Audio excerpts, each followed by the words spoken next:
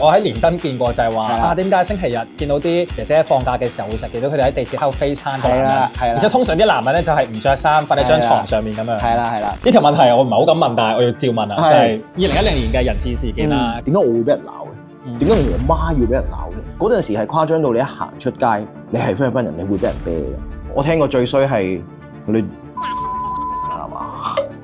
歡迎嚟到半個異鄉人，今日好開心咧，可以請到一個好有才華嘅音樂創作者 OJ， 一位土生土長嘅菲律賓裔香港人。今集咧，我哋會由 OJ 嘅角度睇下菲律賓人喺香港嘅社會印象係點，同埋 OJ 喺香港嘅成長過程入邊咧遇過啲咩掙扎同埋怪人怪事。無論你係對文化差異、音樂創作，定係想聽一個充滿特別經歷嘅故事咧，今集你都唔可以錯過。我哋有請 OJ。What's up？我係 OJ Riambilio representing Terminal Records。我係一個 singer-songwriter， 我係一個喺香港嘅菲律賓人。OK， 咁我哋準備問啲咧好 juicy 嘅問題，事不宜遲 ，Let's go。好，咁首先就想問下 OJ， 你覺得香港人其實點樣睇菲律賓人咧？即係普遍嘅印象。正面啲嗰一 part 嚟講嘅話咧，我諗大部分都係會覺得我哋係開心啲啊、樂天啲啊，大家比較 fun 啲。我都唔知呢個係 stereotype 定係算唔算好啦，但係即係可能大家會有個印象覺得，哇，好多後生嘅菲律賓人應該係 bartender。即係你可能一個 bartender 你會 feel 到嘅 vibe 就會係一個菲律賓人嘅 vibe。負面啲嘅印象就我諗到好多。我想講咗開心啲嗰個印象先咧，就係因為我以前 MRC 嘅時候成日做街訪，咁有時街訪咧，我哋就會去問菲律賓嗰啲姐姐咁樣啦，咁然之後真係普遍都係好陽光，好願意會去接受訪問啊，咁然之後通常佢哋出嚟嗰個俾人個感覺都係好開心、好開朗咁樣，所以我都係 buy 嘅呢樣嘢，我覺得係。我覺得呢個係個文化本身係咁樣咯，即係我哋所有人都係比較開心啲啊，大家都係玩啲嘅人咯，即係 even 我哋嘅老一輩啊，屋企開個 party 嘅時候，大家都係飲酒玩。如果有一種比較嘅話，個 culture 會有啲似西班牙，同埋菲律賓本身都真係俾西班牙影響咗好多嘅。咁始終佢哋都殖民咗百幾年，我唔係好 firm 幾多年，但係佢哋一路都有呢一個影響喺度。咁所以佢哋中間有好多傳統啊，或者大家個 vibe 啊，就係咁樣嚟。咁你啱先講話，除咗好嗰一邊，仲有少少唔好嗰一邊係。咁始終我係一個喺香港大嘅菲律賓人嚟，我諗我香港朋友係多過我菲律賓人嘅朋友嘅。佢哋都已經好當咗我係一個香港人。咁大家傾偈嘅時候咧，講嘅一啲嘢可能係玩笑咁樣啦，但係其實變相係啲 stereotype 嚟㗎嘛，一啲負面印象嚟。聽過好多嘅，搞笑啲嗰 part 咧，就係例如話菲律賓男人係咪唔做嘢？哦，呢個我聽過，因為我喺連登見過就係話點解星期日見到啲姐姐放假嘅時候會成日見到佢哋喺地鐵喺度飛餐嘅男人，而且通常啲男人咧就係唔着衫瞓喺張床上面咁樣。係啦，呢個就係比較搞笑啊！即係可能覺得點解啲姐姐出嚟做嘢，啲男人就咁樣？其實你冇惡意咁講，其實我又覺得冇乜嘢嘅。但係學你話齋啦，咁你知睇連登係一定會負面啲，佢哋就會可以話我係咪普遍啲人會覺得菲律賓嘅男人係懶嘅咧咁樣？咁但係其實又未必係咁嘅，因為我嘅認知啦，即係我識嘅人裏面，即係有好多姐姐咁樣，即係因為嗰邊嘅教育啊，嗰啲嘢又認受性唔高，其實有好多人都係例如啲姐姐咁樣，即係其實佢哋可能係有大學 degree， 可能係老師 degree 咁樣，跟住就但係要過嚟做 domestic helper 咁樣。男人又係咁樣啦，即係同埋喺嗰邊又真係太多人 overpopulated 咁樣，有好多人都揾唔到一個叫做正經啲嘅工咧，或者係即係舒服嘅工咧，跟住大家都要做啲勞動嘢，咁所以佢哋做嘅嘢咧係好早嘅，可能由6點已經開緊工，平時晏晝嗰啲3、4點咧就會可能已經 FaceTime 緊喺香港嘅佢嘅老婆或者佢嘅另一半咁樣，係因為其實佢哋嗰邊已經收咗工，咁就會有呢啲咁嘅嘢咯。仲有其他嘅負面嘅睇法，惡啲咯，可能覺得我哋普遍係因為大家都南亞裔啊嘛，佢哋見到嘅時候就會覺得啊，我覺得呢個係香港人唔係。你講香港人識唔識分？係咪香港人好分到㗎？我覺得，即係可能我見到個菲律賓人同埋見到一個印度人，見到一個巴基斯坦人咁樣，其實佢哋好分到。即係尤其是我呢啲超級 hybrid， 無啦啦菲律賓人留鬚咁樣，佢哋可能更加分唔到。有啲人又會覺得我哋冇咁惡嘅，但係有啲人分唔到，即係可能覺得印度人惡啲，但係其實見到印度人個樣佢唔知，可能以為佢係菲律賓人咁樣。但係我覺得佢哋係普遍都覺得南亞裔應該係惡啲。係啊，我都試過有個情況，即係你啱先話香港人分唔到，類似我哋呢啲膚色，就係我喺自己個大廈啦，我買完外賣翻屋企，佢問我送去幾多樓咯。我都有試過，我都有試過，呢個太多次。其實呢個好嘅印象同埋唔好嘅印象，你覺得對你成長嘅過程有冇影響咧？即係你會唔會因為呢啲事令到你唔開心，定係覺得啊係咁噶啦？有嘅，一定有嘅。因為細個嘅時候冇咁識諗，就會覺得負面啲咯呢件事。同埋我覺得我自己個性格偏向 MK 啲嘅，細個嘅時候，同埋嗰陣時脾氣又唔好啦，又燥啲啦個人，我就覺得可能有啲笑話或者有啲 stereotype 講出嚟，係我會覺得喂咩意思啊嗰啲嘢。明白。但係大個啲我又覺得即係其實你分到，你知道惡意同唔惡意。我近排聽咗有一句嘢好得意啊，係我個 band 嘅琴手同我講嘅，佢話就係 assume 呢樣嘢就係 make an ass out of you and me，ASSUME。哦，咁所以只要你 assume 一個人係啲咩嘅時候咧，係啦，其實我哋求其一個人都係一個 S， 你都係有少少 PK 㗎啦。In fact 就係你本身其實係應該要任何人都好啦，任何人都好，其實我哋係可以傾咗偈，你先知道佢係啲咩人嚟㗎嘛。即係不論你係咩種族，even 你問我嘅話咧，有時有啲人講嗰啲即係我哋菲律賓政府嗰啲 stereotype 講出嚟，我聽到喎，係啊。咁但係我覺得最唔好嘅 stereotype，尤其是細個嘅時候，對我嚟講就係可能會限死咗，覺得你會變成啲咩人，即係可能又會覺得你讀書唔好啊，你出到嚟都係做嗰啲工㗎啦，即係覺得大個就係做嗰行㗎啦，你都係做嗰啲㗎啦。我聽過最衰係你之後都係撈偏㗎啦，係嘛？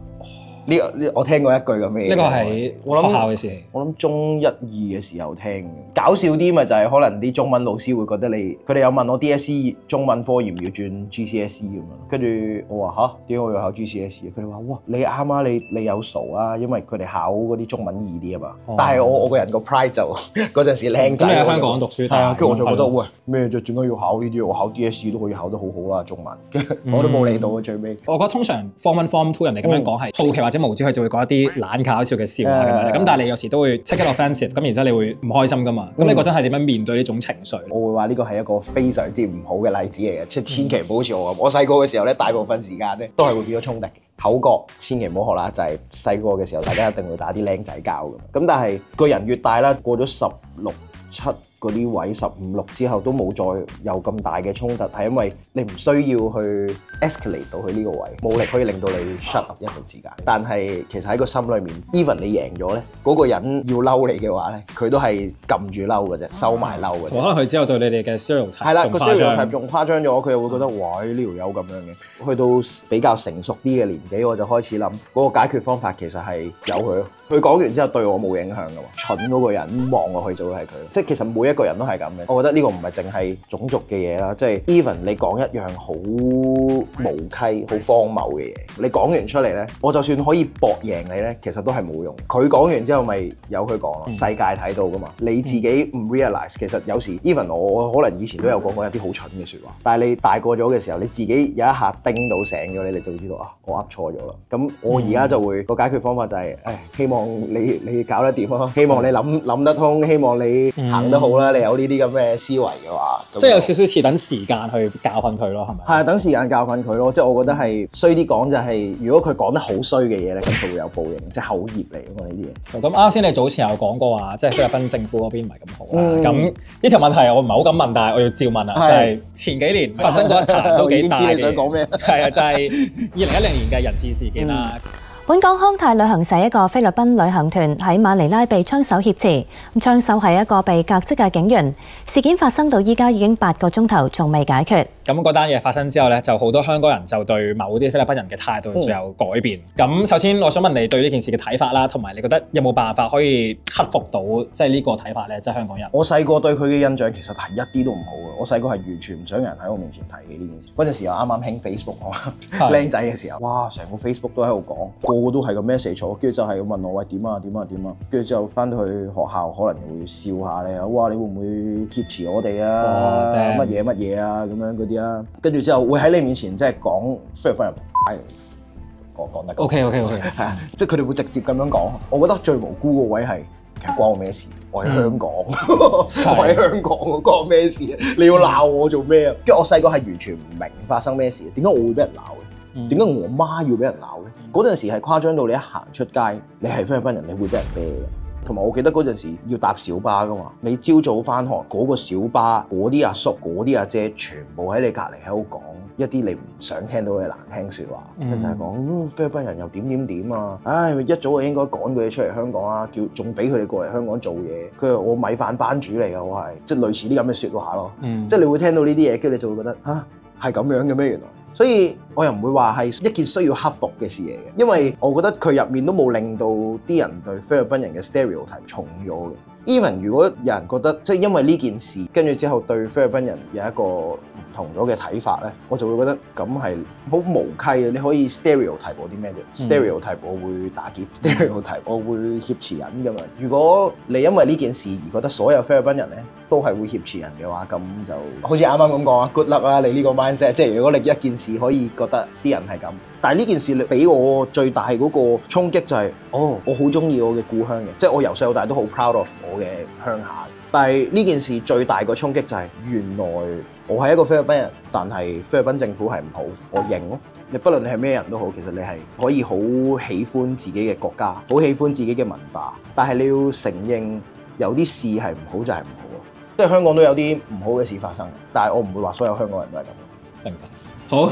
問翻啲開心啲嘅問題，咁之後咧就想問下，咁你覺得菲律賓嘅文化啦，同埋香港嘅文化之間有冇啲地方係可以互相啟發或者融合嘅咧？我覺得香港因為太急啦，所有嘢都係咯，即係我覺得呢個就係其中一個可以大家互相 inspire 嘅位咯。我覺得咧菲律賓嘅所有嘢咧都太過唔 organize。但係香港咧，有時又太過執着喎。香港人好繃緊，香港人可以學下菲律賓人，你睇下我哋幾超。但係菲律賓人又調反轉，其實你睇下佢哋好有目標，佢哋好知道自己想要啲咩，買車買樓，跟住呢樣嗰樣。但係個問題就係，as一個香港人，因為我覺得我有啲 best of both worlds。我喺香港咧，即係我由細到大都俾人灌輸個概念就係，喂，讀書啊，出嚟賺錢，買樓買車。咁但係有幾多你真係做到咧？就算你做到啦，你中間犧牲幾多嘢，犧牲幾多嘅開心咧？而我覺得菲律賓人就係好開心咯，有幾多錢我唔理，我揈，我賺到夠錢翻嚟，我梗係使㗎啦，我梗係攞去飲酒，梗係攞去玩㗎啦。咁但係同時間咁當然你唔可以太唔節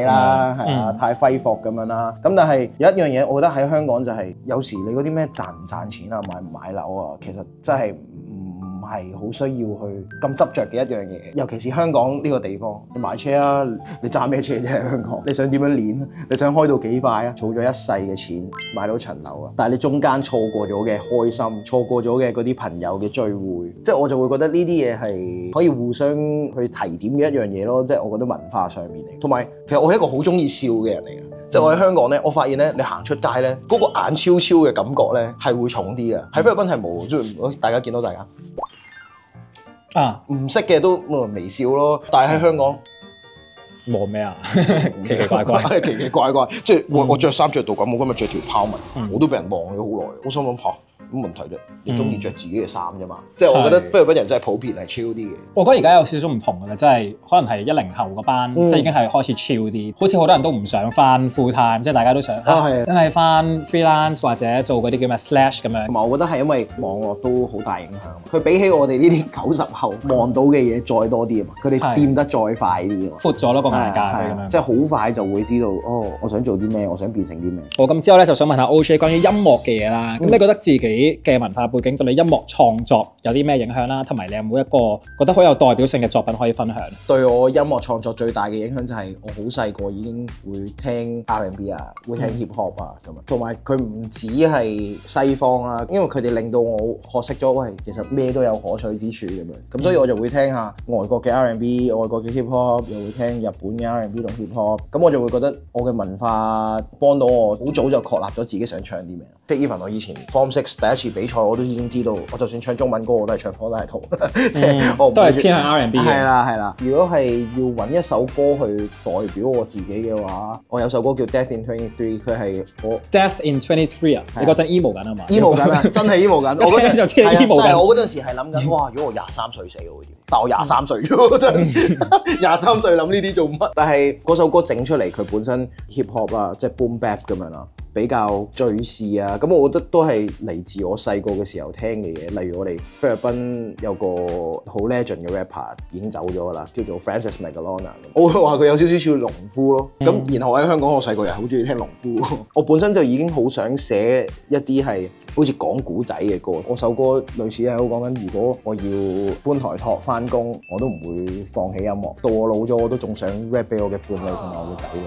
其實我可以一事無成，但我唔想擺低呢樣嘢。你覺得音樂其實係咪可以突破到文化呢個隔膜咧？即係可能當我哋細個會聽 Snoop Dogg、Kanye West 咁樣，咁就令到我哋識咗好多佢哋嘅 hood 嘅 culture 係點嘅咧。咁我哋就明白嗰邊嘅文化。你覺得香港做唔做到呢件事？音樂係可以做到呢樣嘢。我會話佢係敲門磚咯，似學你話齋。喂，我哋細個會聽 Snoop， 會聽 Kanye， 即係你聽完呢啲嘢，佢唔係令到你認識佢文化嘅一樣嘢，佢係令到你認識佢個人，跟住你開始去 deep dive 佢啲歌詞或者佢個編曲嚟自邊度。可能你中意 Migos， 如果你唔真係去諗嘅話，唔去揾嘅話，你都唔知道原來呢班人係 Atlanta 嘅 flow 同西岸嘅 flow 又有啲咩唔同啊！你要真係 deep dive 你先至會明。但係我覺得音樂就係可以突破到呢樣嘢，因為佢可以令到你有興趣。如果有一日我同一個唔識嘅香港人同佢講話，喂，導遊，不如你了解下菲律賓文化，即係好似嗰啲喺球場着住恤衫嗰啲唔知咩教嗰啲人咧，